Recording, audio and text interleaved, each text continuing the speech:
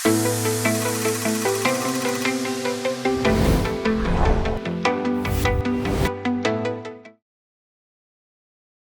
္ဂလာပါ UMC မှာကြိုဆိုပါရစေကျွန်တော်အေးကူပါ Basis Microsoft Word Part 4မှာစာတွေကို copycat လုပ်တဲ့နည်းလမ်းနဲ့ font formatting အကြောင်းကိုမျှဝေပေးသွားမှာဖြစ်ပါတယ် font formatting ဆိုတာကတော့စာတွေကိုကိုယ်စိတ်ကြိုက်ပြင်ဆင်သတ်မှတ်တဲ့အပိုင်းဖြစ်ပါတယ် Microsoft Word မှာစာတွေကိုပြင်ဆင်သတ်မှတ်မှုပြုလုပ်မယ်ဆိုရင်အရင်ဆုံးကိုပြင်ဆင်မှုပြုလုပ်ခြင်းတဲ့စာတွေကိုဆက်လက်ပေးရမှာဖြစ်ပါတယ် ဥပမာကျွန်တော်တို့ကဒီစာမျက်နှာပေါ်ကဒီပထမစာပိုက်ကို copy ပွားမယ်ဆိုရင်အရင်ဆုံးဒီစာပိုက်ကိုဆက်လက်ပေးရမှာဖြစ်ပါတယ်ပြီးတော့ရင်တော့ copy ပွားဖို့အတွက်ဒီ home tab ရဲ့အောက်က clipboard ဂရုထဲမှာရှိနေတဲ့ copy ဆိုတဲ့ command လေးပေါ်မှာ click ချက်နှိပ်ပေးရမှာဖြစ်ပါတယ်အခုလိုမျိုးကျွန်တော်တို့ကဒီ copy ဆိုတဲ့ command လေးပေါ်မှာ click မနှိပ်ခင်မှာ pointer လေးတင်လိုက်မယ်ဆိုရင်အောက်မှာသူက copy ဝန်းစာ control ပေါင်း C ဆိုတာကိုတွေ့ရမှာဖြစ်ပါတယ်ဒါဒီ command ရဲ့ command name နဲ့သူ့ရဲ့ keyboard shortcut ကိုပြပေးတာဖြစ်ပါတယ်ကျွန်တော်တို့က copy ကိုအသုံးပြုတဲ့အခါမှာ mouse click နဲ့ဒီမှာလာပြီးတော့မှတ်နှိပ်ဖဲနဲ့ keyboard ကနေပြီးတော့ control ရဲ့ C ကိုတွဲနှိပ်ပြီးတော့လည်းအသုံးပြုနိုင်ပါတယ်တခြား command လေးပေါ်မှာ pointer တင်ကြည့်မယ်ဆိုရင်လည်းဒီတိုင်းပဲသူကအဲ့ command ရဲ့ name နဲ့သူ့ရဲ့ keyboard shortcut ကိုပြပေးမှာဖြစ်ပါတယ်အခုကျွန်တော်ကဒီ copy command လေးပေါ်မှာ click တစ်ချက်နှိပ်လိုက်ပါမယ်ဒါဆိုရင်တော့ဒီ select ပေးထားတဲ့စာပိုက်ကို copy ယူလိုက်တာဖြစ်ပါတယ်ဒီစာပိုက်ကိုဘယ်နေရာမှာချမှာလဲကိုချခြင်းတဲ့နေရာမှာကလေးတစ်ချက်နှိပ်ပြီးတော့အခုလိုမျိုးကာဆာလေးကိုထားပေးထားရမှာဖြစ်ပါတယ်ပြီးတော့ရင်တော့ဒီ clipboard group တွေကပဲ paste ဆိုတဲ့ command လေးပေါ်မှာကလေးတစ်ချက်နှိပ်ပေးလိုက်ပါဒါဆိုရင်အခုလိုမျိုး copy ယူထားတဲ့စာပိုက်ဒီအစောကကာဆာချထားတဲ့နေရာကိုကြာလာမှာဖြစ်ပါတယ်ဒါကတော့စာတွေကို copy ပွားတဲ့နည်းလမ်းဖြစ်ပါတယ်စာတွေကိုဖြတ်ယူတဲ့နည်းလမ်းကိုပြောပြပေးပါမယ်ကျွန်တော်ကကိုယ့် asset toolbar မှာရှိနေတဲ့ undo ဆိုတဲ့ command လေးကို click ချက်နှိပ်ပြီးတော့လုပ်ငန်းစဉ်ကိုအရှိကိုသွားပေးလိုက်ပါမယ်အခုလိုမျိုးကျွန်တော်တို့က Microsoft Word မှာကိုလုပ်ထားတဲ့လုပ်ငန်းစဉ်တွေကိုအရှိအနောက်ပြန်သွားခြင်းတဲ့အခါမှာဒီကိုယ့် asset toolbar မှာရှိနေတဲ့ဒီ redo နဲ့ undo command လေးကိုအသုံးပြုနိုင်မှာဖြစ်ပါတယ်ဒီဘက်က redo command လေးပေါ်မှာ click ချက်နှိပ်လိုက်မယ်ဆိုရင်ဒါပေးချထားတဲ့အခြေအနေကိုပြန်ရောက်သွားမှာဖြစ်ပြီးတော့ဒီဘက်က undo ကိုနှိပ်လိုက်မယ်ဆိုရင်တော့ပေးမချရတဲ့အခြေအနေကိုပြန်ရောက်သွားမှာဖြစ်ပါတယ်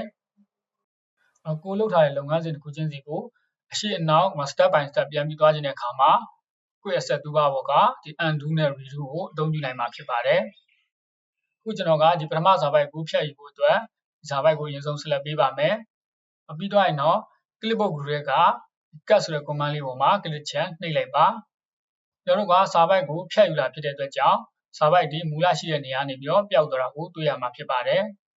အခုကျွန်တော်တို့ဖြတ်ယူထားတဲ့စာပိုက်ကိုဘယ်နေရာမှာထားမှာလဲကိုထားခြင်းတဲ့နေရာမှာကလေးတစ်ချက်နှိပ်ပြီးတော့ကာဆာလေးကိုထားပေးထားမှာဖြစ်ပါတယ်ပြီးတော့ရင်တော့အစောအလိုပဲဒီ clipboard group တွေကနေပြီးတော့ paste ဆိုတဲ့ command လေးပေါ်မှာ click ချက်နှိပ်လိုက်ပါဒါဆိုရင်ကျွန်တော်တို့ဖြတ်ယူထားတဲ့စာပိုက်ဒီအစောကကာဆာချထားတဲ့နေရာမှာကြာလာတာကိုတွေ့ရမှာဖြစ်ပါတယ်ဒါကိုကျွန်တော်တို့က copycat လုပ်တယ်လို့ခေါ်တာဖြစ်ပါတယ်နောက်တစ်ခါကျွန်တော်တို့က Microsoft Word မှာ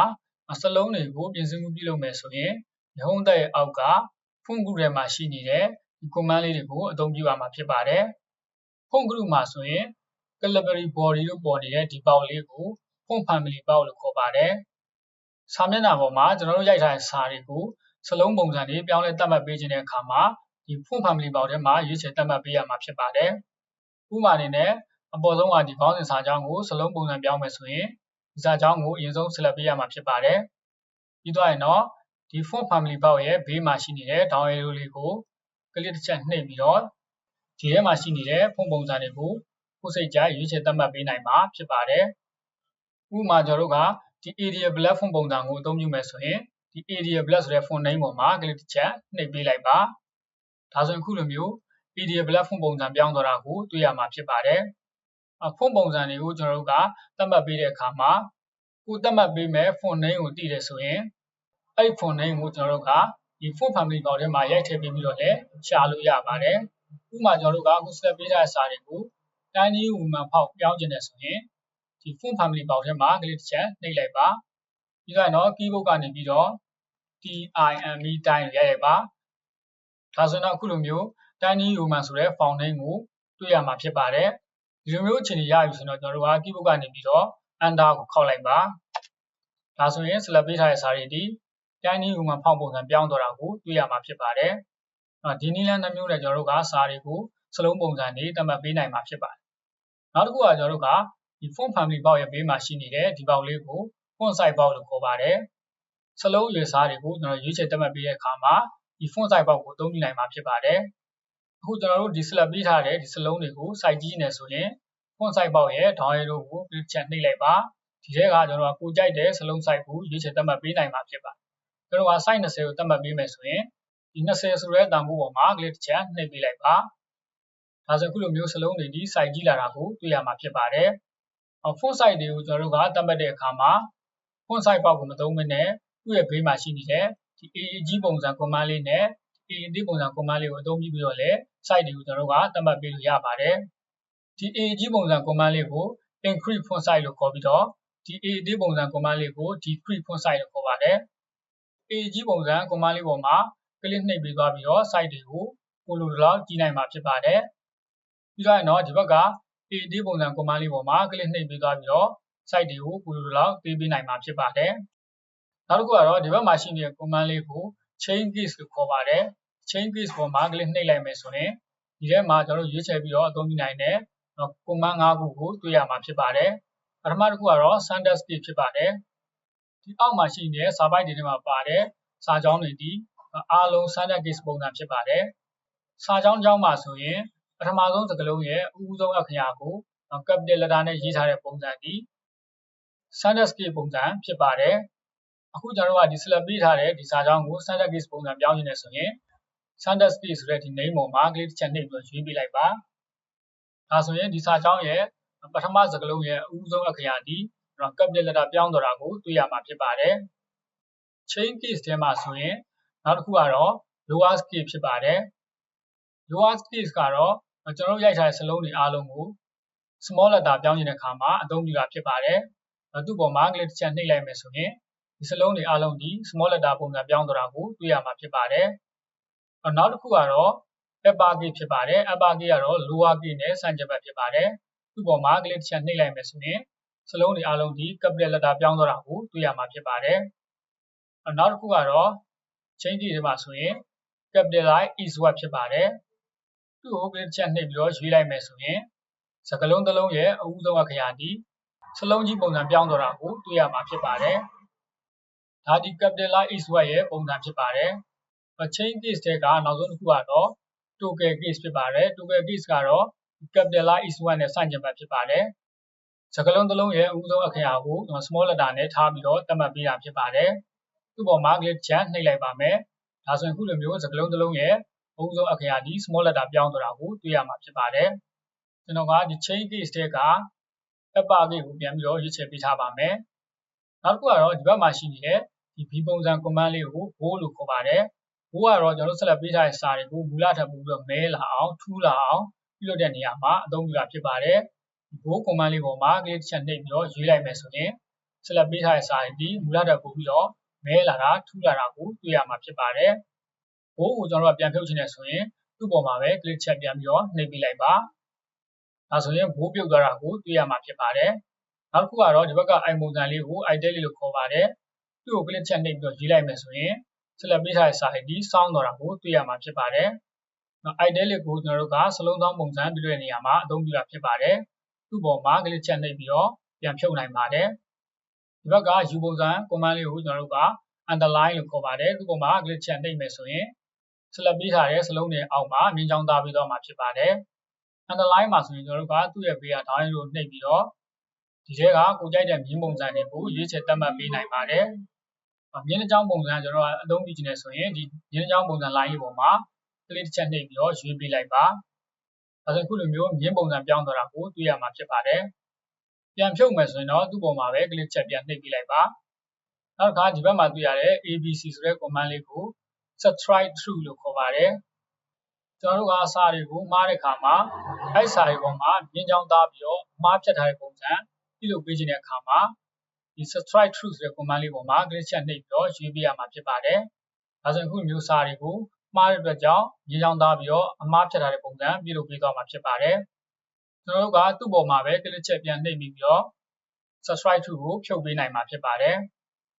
နောက်တစ်ခုကတော့ဒီဘက်မှာတွေ့ရတဲ့ဒီ H ပုံစံ command လေးနှစ်ခုမှာဆိုရင်ပထမတစ်ခုကို set script လို့ခေါ်ပြီးတော့ဒုတိယတစ်ခုကို super script လို့ခေါ်ပါတယ်ကျွန်တော်ကစလုံးတွေကိုအောင်ညွှန်းပုံစံထန်ညွှန်းပုံစံပြုလုပ်ပေးခြင်းတဲ့အခါကျရင်ဒီ command လေးနှစ်ခုကိုအသုံးပြုနိုင်မှာဖြစ်ပါတယ်ဥပမာအနေနဲ့ကျွန်တော်ကဒီအောက်မှာ H2O2 လို့ရေးလိုက်ပါမယ်အခုကျွန်တော်ရေးထားတဲ့ဒီစလုံးမှာဆိုရင်ဒီ2ဆိုတဲ့ဒီကဏ္ဍလေးကို H ရဲ့အောင်ညွှန်းပုံစံပြုလုပ်ခြင်းနဲ့ဆိုရင်ဒီ2ဆိုတဲ့ကဏ္ဍလေးကိုဆက်လက်လိုက်ပါမယ်ပြီးတော့ဒီထဲက set script ဆိုတဲ့ command လေးပေါ်မှာ click ချက်နှိပ်ပြီးလိုက်ပါဒါဆိုရင်နံပါတ်2ဒီ H ရဲ့အောင်ညွှန်းပုံစံပြောင်းသွားတာကိုတွေ့ရမှာဖြစ်ပါတယ်နောက်ကကျွန်တော်တို့ကဒီ O ရဲ့နောက်က2ကို O ပေါ်မှာထန်ညွှန်းပုံစံပြုလုပ်ပေးခြင်းနဲ့ဆိုရင်ဒီ2ဆိုတဲ့ကဏ္ဍကိုဆက်လက်ပါပြီးတော့ဒီပေါ်က super script ဆိုတဲ့ command လေးပေါ်မှာ click ချက်နှိပ်ပေးလိုက်ပါဒါဆိုရင်နံပါတ်2ဒီ O ရဲ့ထန်ညွှန်းပုံစံဖြစ်သွားတာကိုတွေ့ရမှာဖြစ်ပါတယ်ဒါကိုကျွန်တော်တို့က super script set script လုပ်တယ်လို့ခေါ်ပါတယ်နောက်တစ်ခါကျွန်တော်တို့က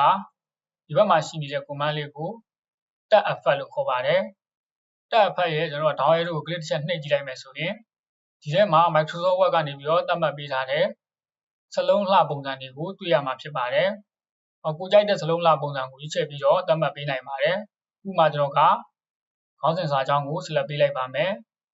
ပြီးတော့tab effect ထဲကအမဲရောင်စလုံးလှပုံစံတွေကိုရွေးချယ်ပေးလိုက်ပါမယ်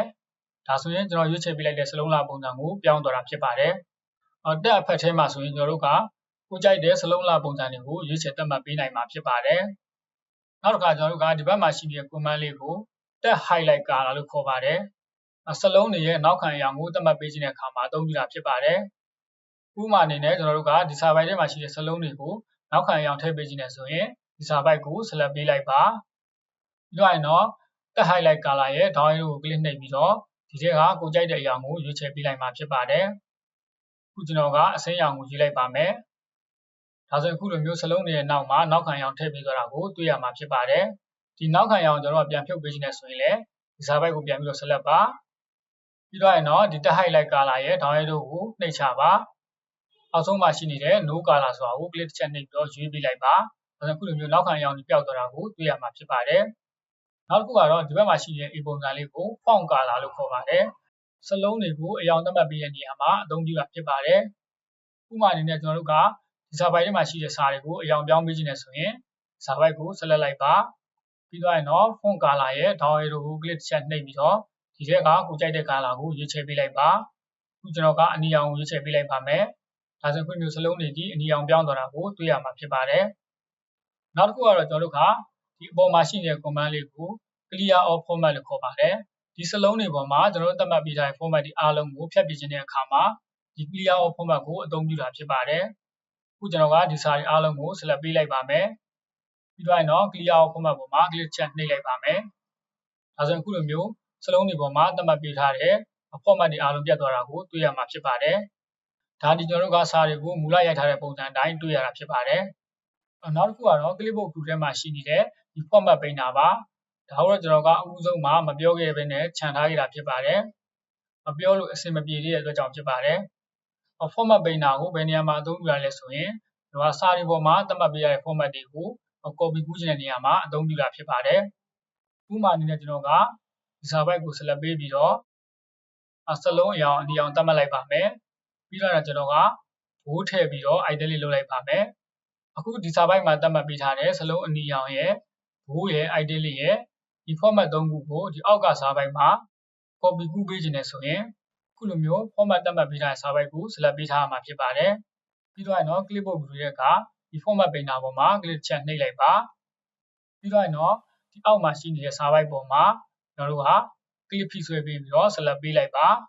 ဒါဆိုတော့အခုလိုမျိုးအပေါ်စာပိုက်မှာထည့်ထားတဲ့ format တွေအားလုံးဒီစာပိုက်မှာ copy ပွားပြီးတော့သတ်မှတ်ပေးသွားတာကိုတွေ့ရမှာဖြစ်ပါတယ် format painter ကိုကျွန်တော်တို့ကဒီလိုမျိုးနေရာမှာအသုံးပြုတာဖြစ်ပါတယ်ဒါဒီစာတွေကို copy cat လုပ်တဲ့နည်းလမ်းနဲ့ font format တွေကိုသတ်မှတ်ပေးတဲ့နည်းလမ်းဖြစ်ပါတယ်အားလုံးအဆင်ပြေမယ်လို့မျှော်လင့်ပါတယ်အဆင်ပြေမယ်ဆိုရင်တော့ like and share လေးနဲ့အားပေးသွားပါဦး part 5မှာပြန်ပြီးတော့ဆုံပါမယ်အားလုံးရှင်လန်းချမ်းမြေ့ကြပါစေ